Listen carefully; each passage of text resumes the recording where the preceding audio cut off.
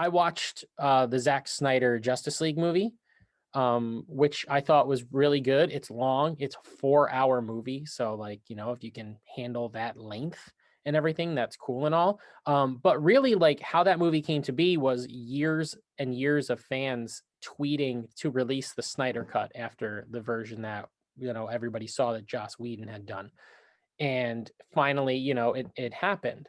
And now that that has happened, there's another thing trending online called what they're saying to they want the Snyderverse back.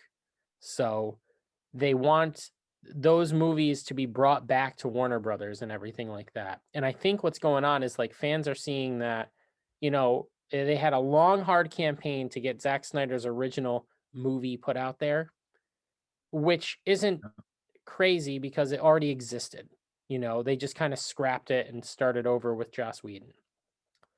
But to like bring the Snyderverse back in, it just I feel like it sets a really dangerous precedent.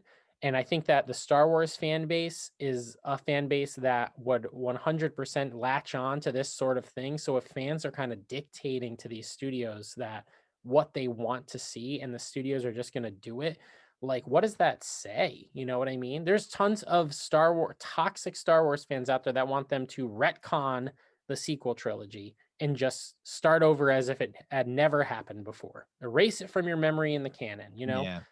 So, I mean, I was just Yeah, thinking it's about silly. that. It's just not Yeah. something that we should have. The whole Snyder cut for Justice League, I can understand one movie, that he started and then had to back off the project and someone else came in. But like that's not how any of these Star Wars movies went. It's not like Abrams was working on one, then got booted off for Ryan Johnson. Right, exactly. And like we want the Abrams cut of say The Last Jedi, which I would honestly like the Ryan Johnson cut of Rise of Skywalker to It see would what be he would interesting to see. do. Yeah.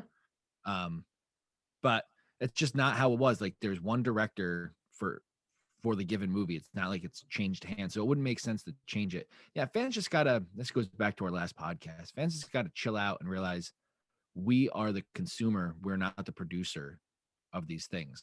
So Yeah. you either like it or you don't. Right. Nobody's putting a gun to anyone's head saying you need to watch the sequel trilogy. And think about like how many like movies of this genre, like whether you're talking about science fiction, fantasy, comic books, superheroes, whatever it is, that have come out that you've been disappointed in because you didn't like how they did it, or the character wasn't how you pictured them, or something like that. Like it happens. It's happened a lot.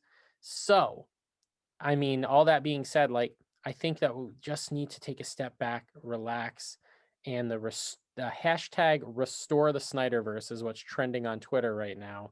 Um, just it's just it's if that comes to fruition and everything, I just think it really just makes it dangerous for people to try and create and do things. Like honestly, like Zack Snyder had his moment in the sun. He gave us a trilogy. He gave us 3 movies. He gave us Man of Steel, he gave us Batman versus Superman, and he gave us Justice League. And okay, like that's what it is. Now Warner Brothers wants to move on to the next thing. Now we may have loved that, but you can't like dictate that, because again, like I'm saying, like Star Wars fans would be the kind of people that would latch on and campaign for everything. And it's just, I just think it sets a dangerous precedent for fans dictating what we see in that kind of media. So that's all I wanted to say.